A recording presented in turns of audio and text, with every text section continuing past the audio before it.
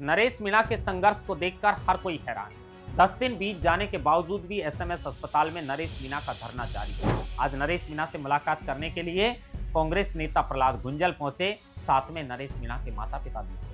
अपने बेटे को इस हाल में देखकर उन माता पिताओं की आंखों में आंसू जरूर छलके होंगे, लेकिन हिम्मत वाले हैं वो माता पिता और हिम्मत वाला है उनका बेटा, जो अपनी जान को जोखिम में डालकर झालावाड़ स्कूल हादसे में भ्रष्ट सिस्टम की वजह से जान गंवाने वाले बच्चों के परिवार के लिए लड़ाई लड़ रहा है। नरेश मीणा से मुलाकात करने के लिए भरतपुर की सांसद संजना जाटव भी पहुंची। उन्होंने नरेश मीणा की कुशल क्षेम पूछी।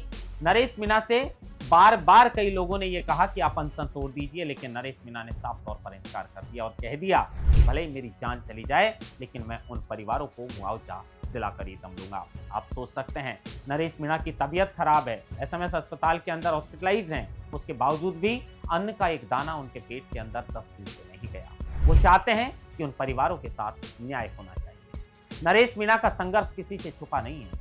देवली उनियारा के अंदर विधानसभा के उपचुनाव के अंदर उन गांव वालों की मांग को लेकर एसडीएम से भिड़ गए थे और उसी मामले में गुस्से में एसडीएम को थप्पड़ जड़ा था और उस मामले के अंदर लगभग 8 महीने तक नरेश मीणा को सलाखों के पीछे रहना पड़ा था। जेल के अंदर कोई नहीं जाना चाहता, लेकिन नरेश मीणा उन गांव वालों की मांग को लेकर जिस तरीके से एसडीएम से भिड़े थे और जो पूरा मामला हुआ था उसकी वजह से 8 महीने सलाखों के पीछे रहे।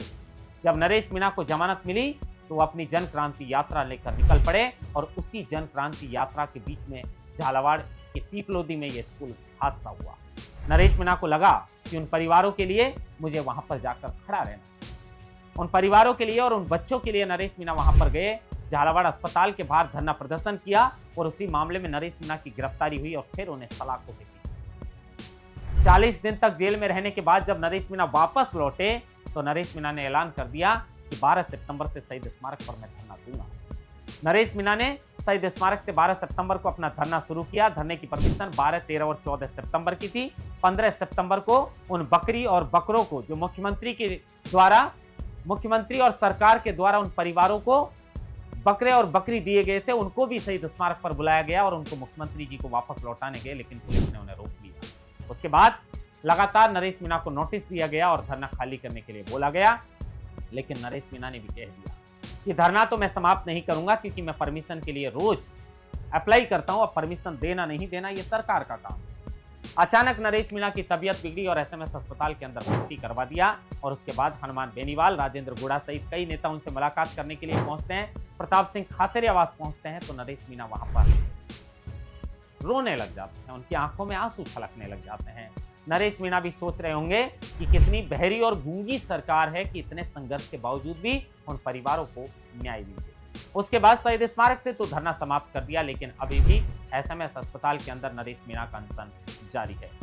नरेश मीणा के माता पिता जब मुलाकात के लिए आए तो वो बेटा भी जरूर भावुक हुआ होगा, वो माता पिता भी जरूर भावुक हुए होंगे। वो भी चाहते तो कह देते कि ठीक है, छोड़िए, अपने घर चलिए, क्यों अपनी जान को जोखिम में डाल रहे हैं। लेकिन हिम्मत वाला है वो बेटा और हिम्मत वाले हैं वो माता पिता, जो अभी भी अपने बेटे को अनशन से नहीं रोक रहे और वो चाहते हैं कि बेटा अनशन पर रहे और उन परिवारों को न्याय मिले। जब नरेश मीणा झालावाड़ स्कूल हादसे मामले में जेल के अंदर बंद थे, उस वक्त भी उनके बेटे ने और उनके पिता ने 1 दिवसीय शहीद स्मारक पर धरना दिया था। वो भी यही वजह थी कि इन झालावाड़ स्कूल हादसे में जान गंवाने वाले बच्चों के परिवारों को न्याय मिलना चाहिए। नरेश मीणा के संघर्ष की जीत होगी या नहीं, ये तो आने वाला वक्त तय करेगा, लेकिन नरेश मीणा क्या हिम्मत हारेंगे या लगातार अनशन को जारी रखकर उन परिवारों को न्याय दिलाने तक की मंजिल पर पहुंचेंगे,